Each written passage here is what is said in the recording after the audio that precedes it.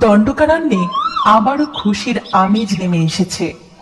শরতের স্নিগ্ধ আকাশ, কাশফুলের সমারোহে গোটা জঙ্গল যেন আনন্দে মেতে উঠেছে।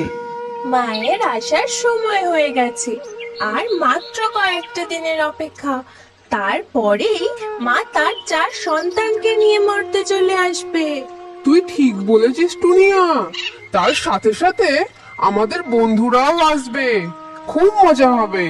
গত বছর আমরা কত মজা করেছিলাম, এবারও খুব মজা হবে। হ্যাঁ, নাগরাজকে মা দুর্গা এই জঙ্গল থেকে তাড়িয়ে দেবার পর থেকে আমরা কত সুখে শান্তিতে আছি। এই জঙ্গলে বিপদ আপদের আর কোনো আশঙ্কাও নেই। ঠিক আছে ঠিক আছে, এবার চল সবাই, মায়ের আসার প্রস্তুতি নিতে হবে তো। তারপর তারা সবাই সেখান থেকে উড়ে চলে যায়। আর অপরদিকে দণ্ডকারণ্য জঙ্গলের বাইরে এক গুহার ভিতর ঝর্ণার নিচে বসে নাগরাজ বিকট রুদ্র 1 বছর ধরে মহিষাসুরের তপস্যা করতে থাকে। नमः महिषासुराय नमः नमः महिषासुराय नमः नमः महिषासुराय नमः। কিছুক্ষণ পরেই মহিষাসুরের আত্মা সেখানে প্রকট হয় আর বলে, নাগরাজ, আমি তোর তপস্যায় প্রসন্ন হয়েছি। বল, তোর কি বর চাই? হে অসুররাজ, আমাকে শক্তি দিন। মা দুর্গা আমার থেকে আমার নাগমণি কেড়ে নিয়েছে। আমি যেন আমার নাগমণি স্বর্গ থেকে ফিরিয়ে আনতে পারি, আর সেই নাগমণির সাহায্যে আমি এই ত্রিলোকে রাজ করতে পারি। এই কথা শুনে মহিষাসুর মনে মনে বলে, উত্তম, অতি উত্তম।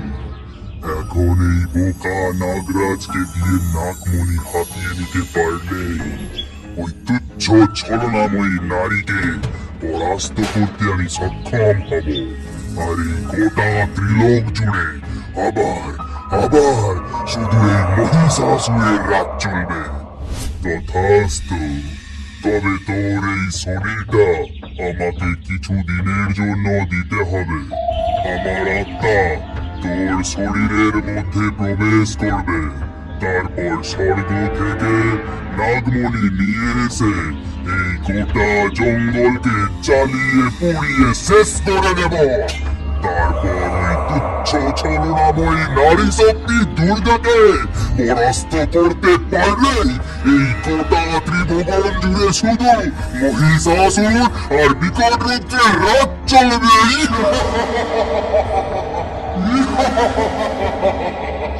এই বলে মহিষাসুরের আত্মা নাগরাজের শরীরে প্রবেশ করে এবং সাথে সাথেই এক অদ্ভুত আকৃতির জীবের সৃষ্টি হয়, যার উপরের অংশ মহিষাসুরের এবং নিচের আকৃতি মহিষের ন্যায় হয়। তারপর সেই অদ্ভুত আকৃতির জীব গুহার ভেতর থেকে বেরিয়ে আসে।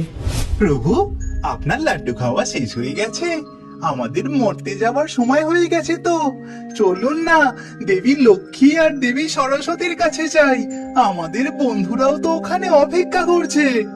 আহা, আমাকে এখন শান্তিতে খেতে দে। কার্তিক দাদাও তো এখন স্বর্গে ভ্রমণে বেরিয়েছে, ফিরে আসতে অনেক দেরি। সঠিক সময় হলে মা আমাদের সবাইকে নিয়ে যাবে। তুই এখন চুপ করে বস। ঠিক সেই সময় সেখানে লক্ষ্মী সরস্বতী তাদের নিজ নিজ বাহনদের সাথে আসে। কার্তিকও ময়ূরের পিঠে চড়ে স্বর্গ ভ্রমণ করে সেখানে ফিরে আসে। মা আমাদের সবাইকে তাড়াতাড়ি তৈরি হয়ে নিতে বললো। এবারে আমরা খুব তাড়াতাড়ি মরতে যাব, আর ওখানে গিয়ে অনেক অনেক মজা হবে। সাথে অনেক খাওয়া দাওয়া, লাড্ডু, মোদক, আরো কত কি। ঠিক সেই সময় সেখানে মা দুর্গা আসেন। কি চলছে এখানে? তোমরা সকলে তাড়াতাড়ি তৈরি হয়ে তোমাদের পিতার কাছ থেকে অনুমতি নিয়ে এসো। আমার স্বর্গের কাজ শেষ, এখনই আমরা রওনা হব। তারপর তারা সকলে মিলে মহাদেবের কাছে যায় এবং পিতার আশীর্বাদ নিয়ে সেখান থেকে অদৃশ্য হয়ে দণ্ডকারণ্যে প্রবেশ করে এবং জঙ্গলের মধ্যে প্রবেশ করতেই ময়ূর কি যেন একটা অদ্ভুত আকৃতির জীব দেখতে পায় এবং সেখানে দাঁড়িয়ে পড়ে আর বলে, ওটা কি যেন দেখলাম?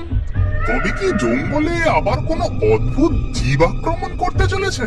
না না, এই আনন্দের দিনে আর কোনো রকম বিপদ হতে দিলে চলবে না।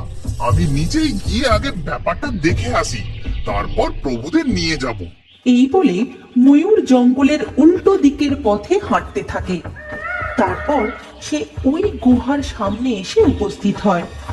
ঠিক তখনই তার সামনে সেই মহিষাসুরের শরীর ও মহিষের পা যুক্ত অদ্ভুত জীবটি প্রকট হয়।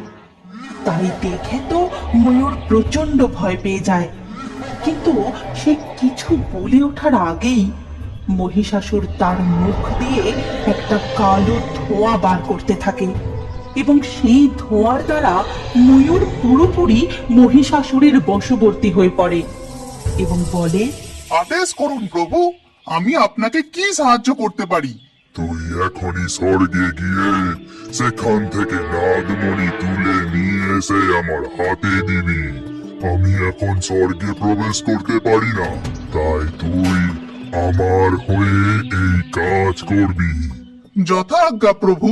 সেই কথা মতো ময়ূর স্বর্গে উড়ে যায় এবং সেখান থেকে নাগমণি তুলে এনে মহিষাসুরের হাতে দেয় এবং নাগমণি হাতে পেয়ে মহিষাসুর